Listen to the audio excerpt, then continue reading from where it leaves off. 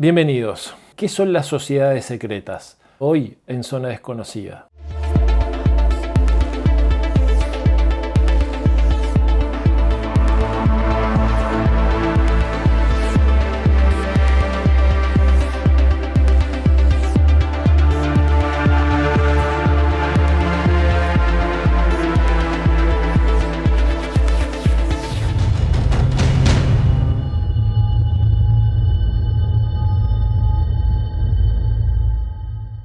Para muchos nosotros estamos rodeados por señales que tienen que ver con logias, sociedades secretas, con organizaciones que controlarían ciertos aspectos de información.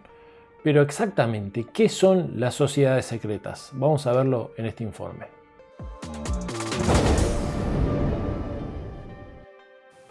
En la historia moderna existe un fenómeno que nos ha acompañado y que poco a poco fue llamando la atención de más personas.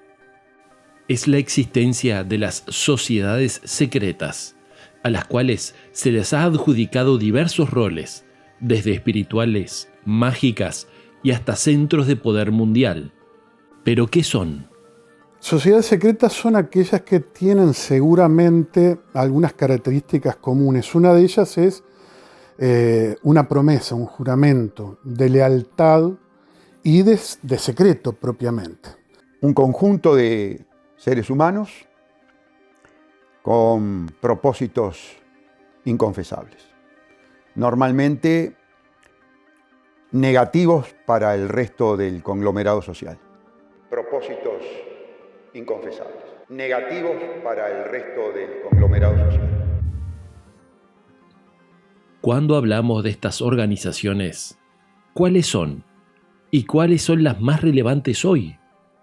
Las sociedades secretas vinculadas al sistema financiero y al poder político. Por ejemplo, el Consejo de Relaciones Exteriores de los Estados Unidos, el homólogo británico, que es la Real Sociedad de Estudios Internacionales de la monarquía británica, el Club Bilderberg, la Trilateral y, por supuesto, las logias masónicas, ¿no? Entonces podemos incluir a sociedades como la mafia, la Cosa Nostra, a sociedades secretas de índole nacionalista, como era, por ejemplo, las primeras organizaciones de la Joven Italia, de Mazzini, o posteriormente Garibaldi, o mismo Washington, Franklin, etc., en la orden perfectibilista, la mal llamada Orden Illuminati,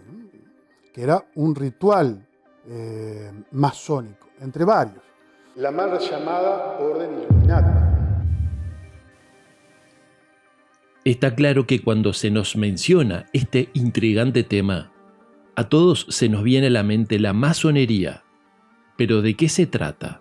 Primero que nada, la fundamental o la más conocida nombrada, la masónica, nace dentro del mundo del arte, dentro de la construcción. Masón, que significa ladrillo, fue una comunidad que se crea en función de contener los secretos, al menos en su origen, de contener los secretos de la construcción de las bóvedas y los arcos de las catedrales. Hay que entender una cosa, estos no eran arquitectos, estos eran albañiles, maestros albañiles. Por eso está toda la lógica de la encadenación de cargos y la jerarquía que tiene la logia. Masonerías, por ejemplo, también entran en las sociedades secretas, a pesar de que hoy muchas grandes logias se definen a sí mismas como discretas y no secretas. Es una cuestión nada más de palabras. En realidad sigue siendo secreta.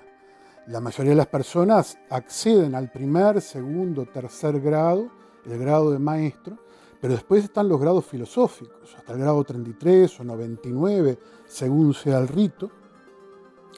Y ahí son secretas. Cuanto más uno va avanzando, más secreta es y más duro es el compromiso. Más secreta es y más duro es el compromiso. En estos tiempos, gracias a investigadores, especialistas y difusores, conocemos cada vez más sobre la misteriosa organización. Pero, ¿cómo surge la masonería? Los masones al principio del 1300, 1400, cuando comienzan las grandes catedrales y empieza el proceso gótico, donde esas estructuras parecen flotar y no se derrumban, se crea un gremio. Ese gremio es el que tiene el conocimiento y que pasa de boca en boca la información a su aprendiz, que no necesariamente tiene que ser su hijo, simplemente tiene que ser aquel albañil que tenga las características adecuadas y el dominio para poder tener los conocimientos. Y esos conocimientos no se transcribían, simplemente se pasaban porque se aprendían a través de la práctica. Entonces estos albañiles crean esta especie de logia, especie de sindicato, hasta pasado el Renacimiento, donde ya todos los secretos de la construcción aparecen en libros. Recordemos que tenemos las imprentas Gutenberg y demás que hacen accesible todos los conocimientos. Entonces ya este tipo de logias cambia, se modifica y se transforma tal vez en lo que es hoy en día por diferentes procesos. La masonería, por ejemplo, para analizar un caso, no es la masonería. La masonería son muchas. La masonería francesa, la masonería inglesa, la masonería egipcia, son muchas. Entonces, sus objetivos y su forma de trabajar los rituales son completamente diferentes entre unas y otras. En general, tratan de revivir rituales de algún acontecimiento heroico del pasado. La muerte y resurrección de Mitra, la muerte y resurrección de Jesús, pero también la muerte y resurrección de Hiram Abiv, que es una figura muy tardía de 1600, 1700 que aparece en la masonería inglesa.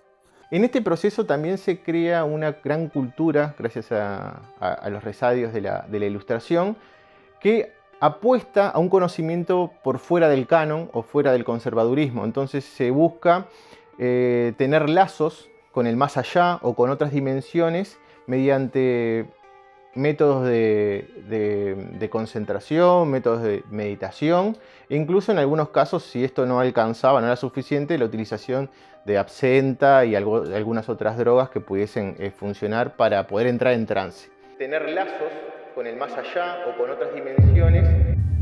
Dentro del imaginario popular existen todo tipo de especulaciones, las cuales llegan a creer que estas logias realizan diversos rituales espirituales y cuentan con un gran sentido esotérico.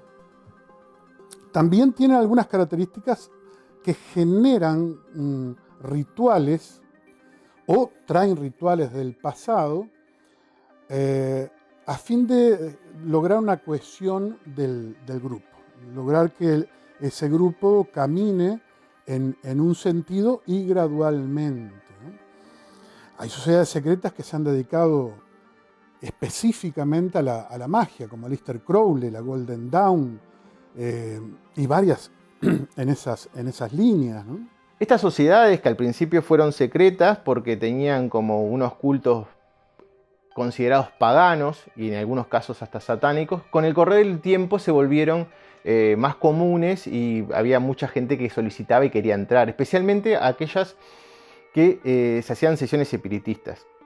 Grandes escritores fueron asociados a ellas, como Edgar Allan Poe o Gustavo Adolfo Bécquer, artistas ya entrado el siglo XX como Gilman Cliff, que entraba en trance para poder hablar con los altos maestros, como le decía ella, que eran de un plano diferente, un plano astral, que fueron los que le derivaron el conocimiento para la abstracción. Es interesante también, por otro lado, que las sociedades secretas generalmente cubren su lugar de reunión, sus templos, sus ropas, etc., con alguna cosa que asuste, ¿sí? Que sea como un demonio parado a la entrada, como tienen en los templos en Japón, o tienen en la Umbanda y la Quimbanda, que son los Eshus, para que asusten un poco antes del ingreso, que solo ingresen los iniciados. Yo considero que ese esoterismo se basa fundamentalmente en la naturaleza supremacista. En la naturaleza supremacista. Ellos se consideran diferentes. Son supremacistas. Lo conocemos como sectarios porque tienen la lógica de la secta. No era una secta masiva, sino que era algo vinculado directamente a la intimidad de conocer al otro, para que estos rituales que se inventaban muchas veces o que se absorbían de diferentes culturas y se hacía una mixtura, pudiesen tener mayor resultado. Estos rituales pudiesen tener mayor resultado. Además de la masonería, ¿qué otras sociedades secretas son las más conocidas? Tenemos sociedades secretas también que se han hecho dentro de la propia organización de la Iglesia Católica Romana, por ejemplo. El Opus Dei, en parte, en sus grados internos, ya de compromiso también, es secreto, ¿no? Y no se revela a no ser que caiga algún banco y algún directivo de banco, como sucedió en nuestro país, que eran del Opus Dei. El Opus Dei que maneja medios de prensa, ¿no? O manejaba medios de prensa. Hoy no lo maneja directamente, pero hay corrientes de pensamiento que entonces a través de las sociedades secretas se puede influir. A través de las sociedades secretas se puede influir. Algo que llama la atención a quienes no integran estas organizaciones son las señas identificatorias, como palabras, saludos y gestualidades que solamente entre ellos reconocen. Sociedades entonces que tenían que esconderse por la persecución. Los masones eran muy perseguidos en el 1700, en el 1800 por la Iglesia. Grandes órdenes de la Iglesia estaban integradas por muchos masones, como los jesuitas, prohibidos en 1700 y pico, acá en el Río de la Plata, en el mundo, ¿no? Sobrevivieron los jesuitas porque quedaron en Rusia. Y casi 100 años después los volvieron a integrar en la Iglesia. Después, naturalmente, internamente, para mantener secretos.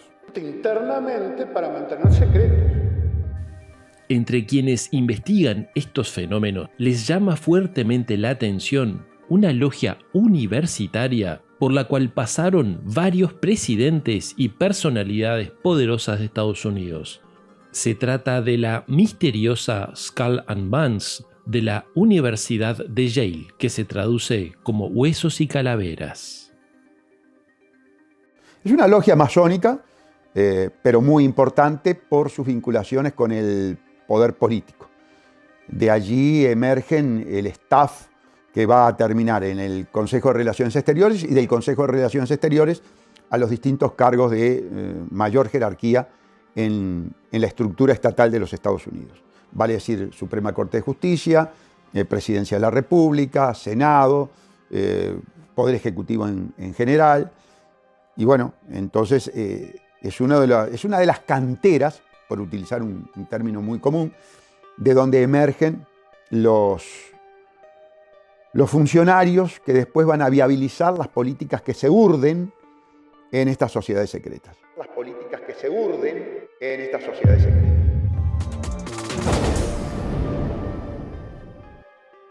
Quiero invitarlos a mis cursos, sobre todo el de Poder Mental que estamos por comenzar. Pueden buscarme en Universidad Holística en Facebook. Buscan en Facebook Universidad Holística, ahí está toda la agenda de actividades y se comunican por ahí. Vamos a ver una tanda de noticias y virales que aparecen en las redes analizadas por nuestro compañero Jorge Umia.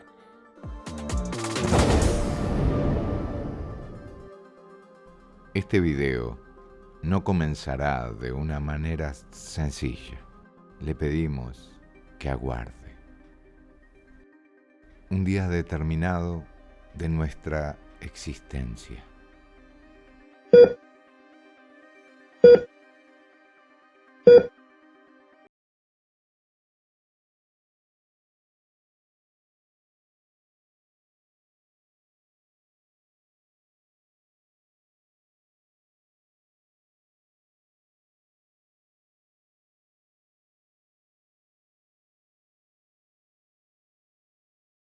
Física llegó a su fin.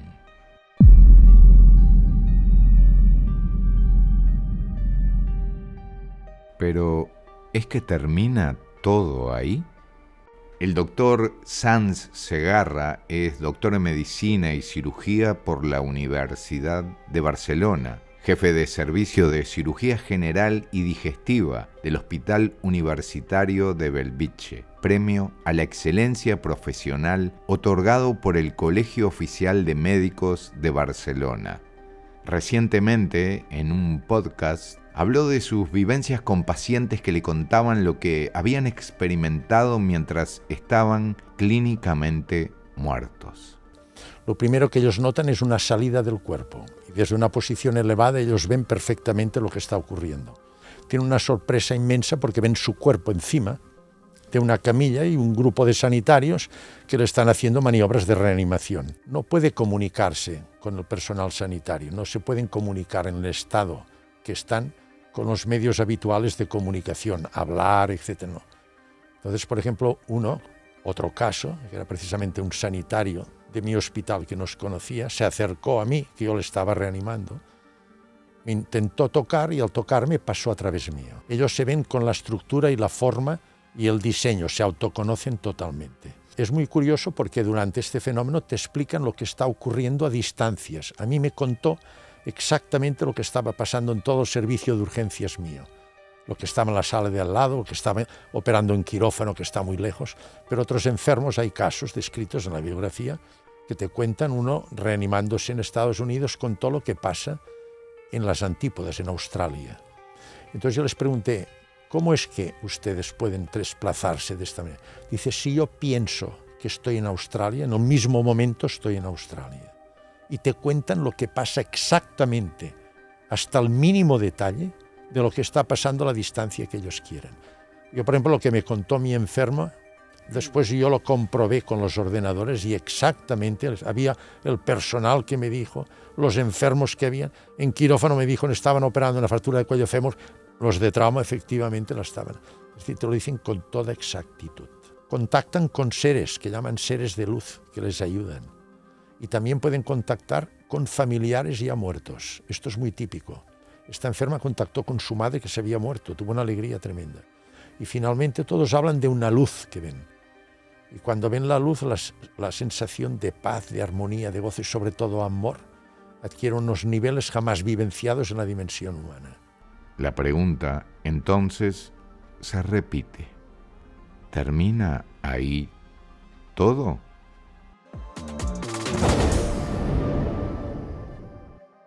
Muchas de estas noticias y videos virales la comparten ustedes mismos y lo pueden seguir haciendo a través de nuestras redes, que son Zona Desconocida en Facebook, Zona Desconocida en YouTube y Zona Desconocida ZD en Instagram, o si no, a través de mi Instagram personal, que es @HenryGerenzer.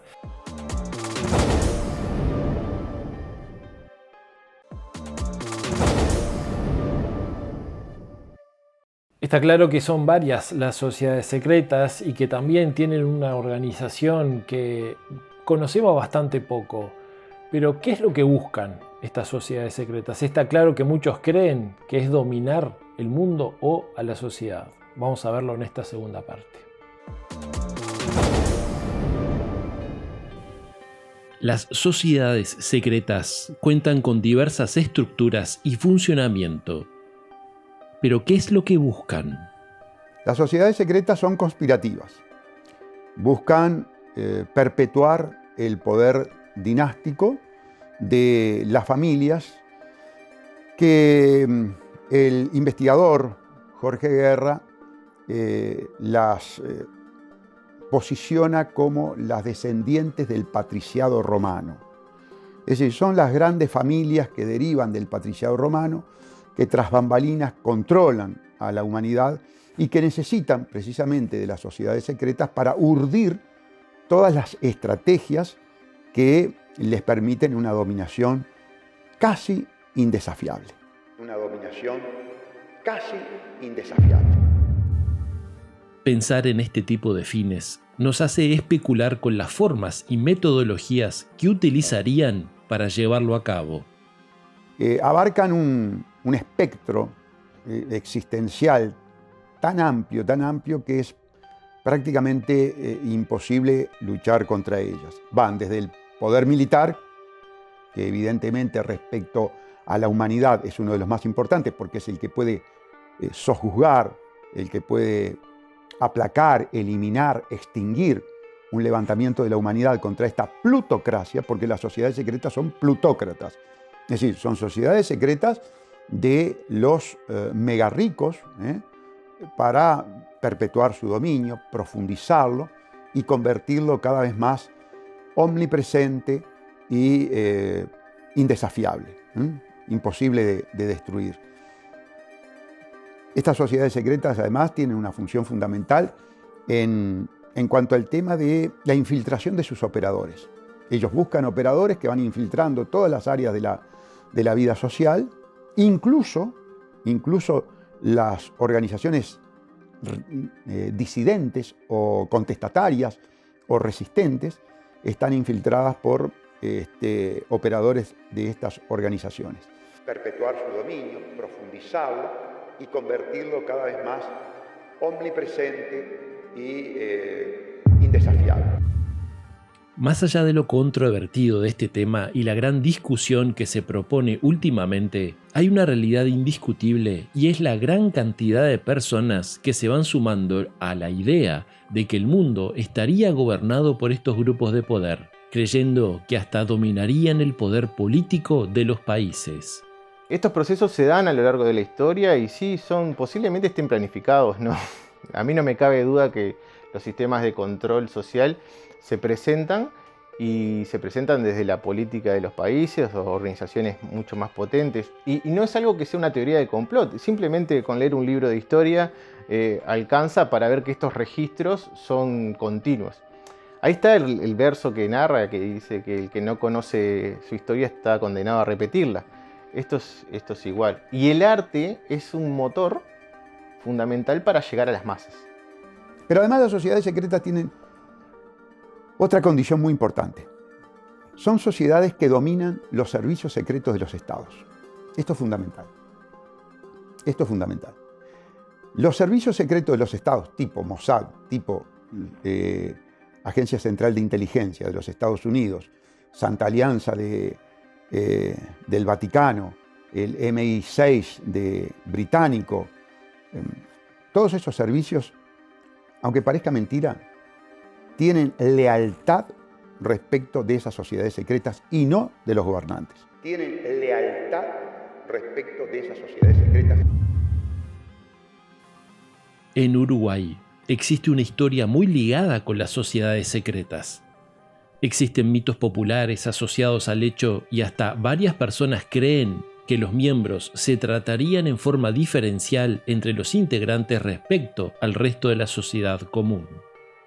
Es muy interesante ver que en nuestro país, por ejemplo, la masonería inglesa, que es la que predomina y a la que han pertenecido la mayoría de presidentes, la mayoría de políticos actuales, de izquierda y de derecha, de extrema de uno y del otro, ¿no? Sin embargo, Artigas, Garibaldi, pertenecieron a la masonería mixta perfectibilista. Es decir, un tipo de masonería que da la característica de Artigas. Y esa característica que tenemos los orientales, haciendo una diferencia entre orientales y uruguayos, capaz. Los orientales.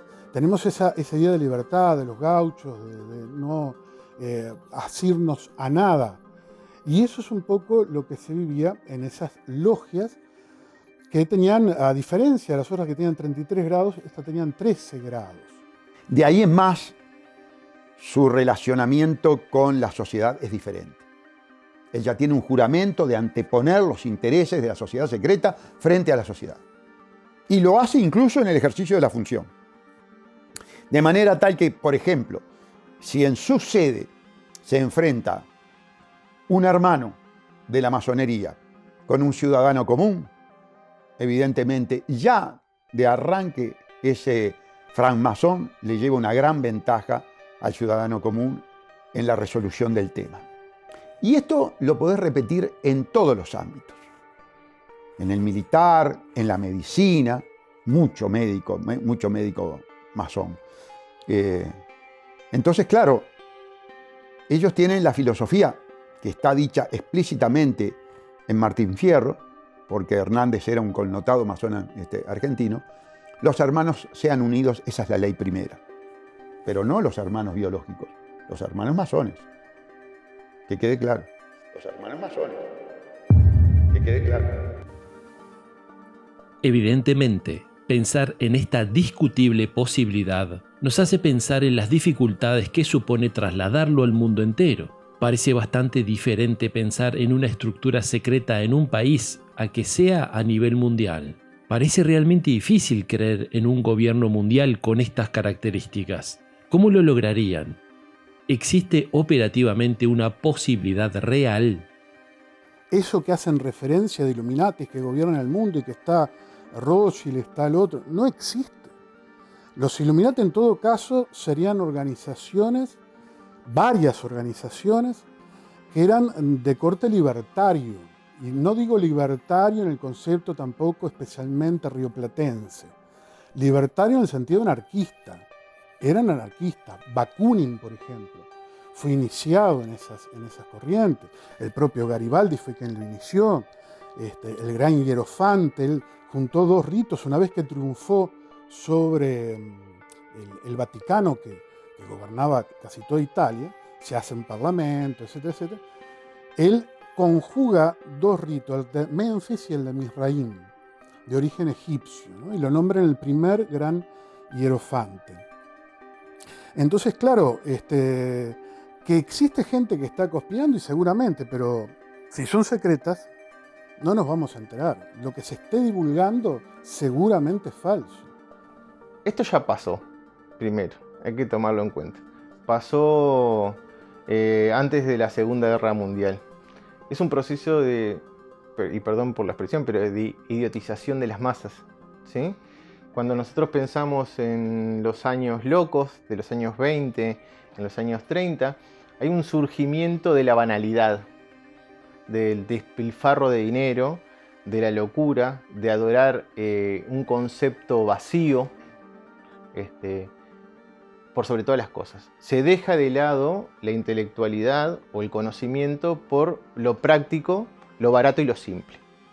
Constituyen lo que nosotros normalmente graficamos como una pirámide. Son organizaciones piramidales. Hay un orden jerárquico, y el orden jerárquico de las sociedades secretas está dado por el poder económico. Ese es el factor. Porque el hilo conductor, el factor que explica, que motiva teleológicamente, es decir, finalísticamente estas organizaciones, es el poder económico y el poder político. Pero fundamentalmente se utiliza el poder político para fortalecer, incrementar, profundizar, petrificar el poder económico. Las guerras son actos financieros, está absolutamente aceptado por la élite que cumplen una función de estructuración económica, financiera, social, política. Vos a tu enemigo, si tenés un problema con el vecino, no le llevás un 38 para que en el próximo enfrentamiento que vos tenés saque el 38 y te mate. Salvo que tú hayas armado toda una teatralización, no quiere decir que no haya muertos. Por supuesto que hay muertos, hay una crueldad terrible, pero sobre la humanidad. La élite no muere. La élite no se enfrenta. La élite negocia. La élite va al Banco Internacional de Pago y se juntan y se prestan, como le prestaba plata el Banco de Inglaterra al banco, al Bundesbank de Alemania, en plena guerra, cuando se estaban matando alemanes con ingleses. Entonces, bueno, todo eso obedece a la conspiración de las sociedades secretas. A la conspiración de las sociedades secretas. Este controvertido tema, sin duda, intriga a muchos y seguirá en discusión. No podemos determinar a ciencia cierta si nos acercamos a la verdad o simplemente son consecuencia de las propias especulaciones que produce el hecho de que existan sociedades secretas. Por ahora, todo lo que allí sucede se mantiene en la zona desconocida.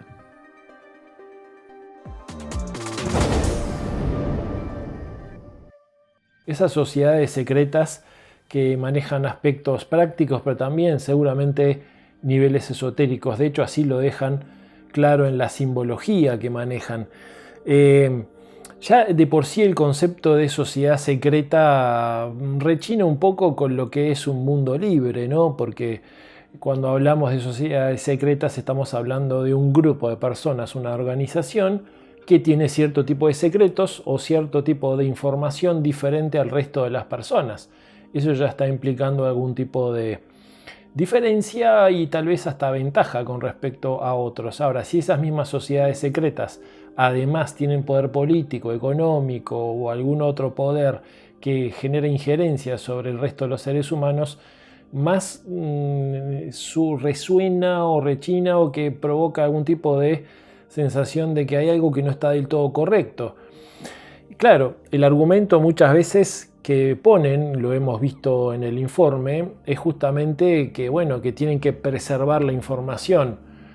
Bueno, pero ese concepto también ya es tal vez equivocado. ¿Por qué? Porque preservarlo ¿de quién? ¿O de quiénes? Para que otros no compitan con ellos mismos.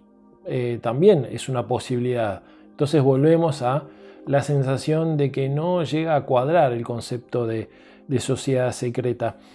Ahora, también, como dijimos en algún tema anterior, es curioso ver cómo algunas personas, cuando empiezan a detectar sociedades secretas y se oponen a esa organización o se oponen a la idea de que cierto aspecto de la sociedad esté gobernado por sociedades secretas, cuando descubren eso y empiezan a creer que toda organización sincrética o secreta ya es negativa, es mala. Tampoco es así. Hay de todo, como vimos también en el informe que mostramos hoy y como dijeron los propios especialistas. Pero esto también tiene que ver con que cuando no hay un encuadre claro de la información que se maneja, cuando uno descubre algo, tiende a traspolarlo al resto de los descubrimientos y traspolar, por lo tanto, cuando descubre que hay alguna sociedad secreta o una logia o una organización que controla algún aspecto y que, bueno, sirve solo a intereses particulares de un grupo de personas, cuando se descubre eso, bueno, es lógico que se tienda a creer de que el resto de las organizaciones puedan tener un tinte similar, pero no es siempre así. Y esto está bueno tenerlo en cuenta, que tenemos que manejar justamente con equilibrio estos aspectos. Ahora, veo también que algunas sociedades secretas o unas logias medio que hasta se molestan con el concepto vertido recientemente y que muchas personas crean de que hacen cosas como, no sé, satánicas, oscuras, o que hayan personas que crean que hacen cosas no santas dentro de esas logias, y esas autoridades de las logias muchas veces se ofenden o se enojan o hasta protestan con esta situación. Bueno, estaría bueno aclarar de que el concepto de secreto no ayuda a que esto no pase. Y si vos tenés una organización secreta, evidentemente, y no das información clara de qué es lo que pasa adentro, bueno, es posible que haya muchas personas que sospechen, ni más ni menos, de esas organizaciones o de lo que suceda dentro de las organizaciones. Y vimos también hoy que muchas de estas organizaciones y logias trabajan con aspectos esotéricos, energéticos, espirituales. Y esto también es un llamado de atención, porque si yo no sé a qué me voy a comprometer cuando ingreso a una logia, bueno, lo voy a evaluar bastante bien, ¿no? Porque, y esto es importante tenerlo en cuenta, nosotros cuando participamos de ritos, nos comprometemos espiritualmente, nos comprometemos energéticamente. Y si vos ya lo hiciste porque ya ingresaste y no sabías que lo ibas a hacer, ya te comprometiste sin información previa. Entonces también hay una especie de engaño en curso ahí que no ayuda tampoco, ¿no? Pero bueno, siempre, como decía aquel maestro, ¿no? La verdad los hará libres. Bueno, está bueno acceder a la verdad, está bueno acceder a la información para ir justamente poco a poco sacando información y descubriendo qué más hay dentro de esta zona desconocida. Nos vemos la semana que viene. Muchas gracias por estar.